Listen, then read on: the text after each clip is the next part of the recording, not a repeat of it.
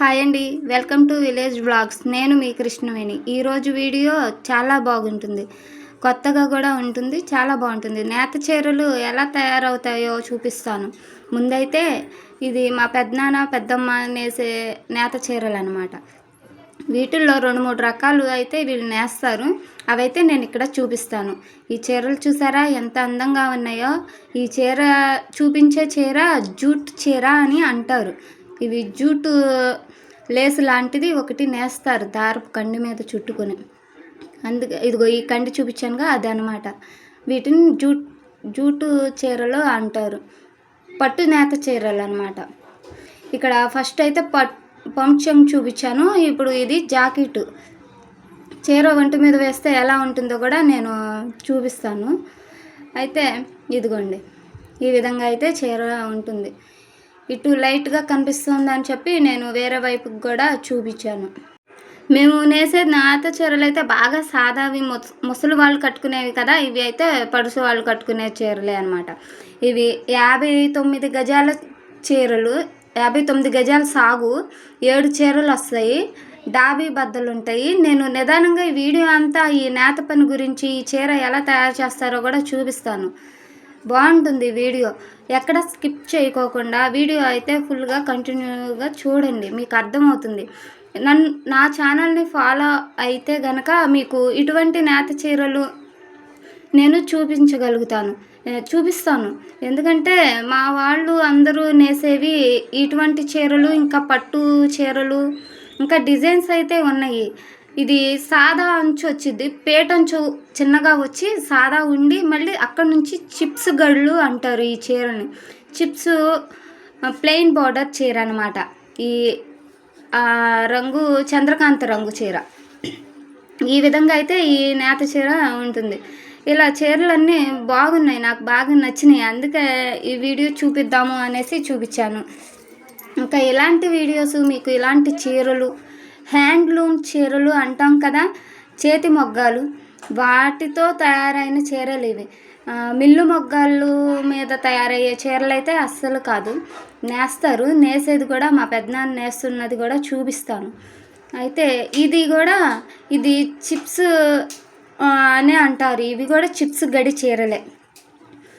దీనికి అంచు అయితే ఇక ఒక ప్లెయిన్ అలా అంచు అయితే ఉంటుంది.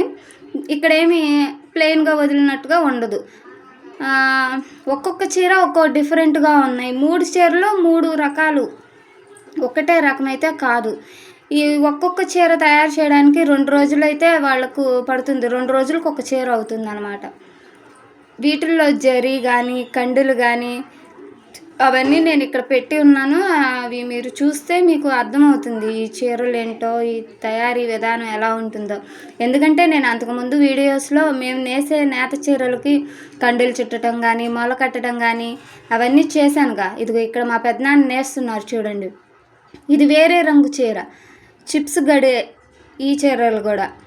అయితే ఈ చీరలు తయారయ్యాక ముందు వీడియోస్లో నేను ఒక్కొక్కటిగా చూపిస్తాను, మీకు అర్థమవుతుంది. నేను సమ్మర్లో కొన్ని రోజులు ఇక్కడ ఉంటాను కదా. ఇక్కడ ఉన్నప్పుడు ఇక్కడ మా వాళ్ళు చేసేటువంటి పని ఏ విధంగా చీరలు నేస్తారో నేనైతే చూపిస్తాను. ఇదే కాదు, ఇంకా మోడల్స్ కూడా ఉన్నాయి, వస్తాయి ముందు వీడియోస్లో చూపించడానికి నేనైతే ట్రై చేస్తాను. ఇదిగోండి, దారబంతులు ఇలా ఉంటాయి. వీటిని ఇంత పెద్ద బాండీ నుంచి చిన్నగా కండులు అయితే చుడతారనమాట.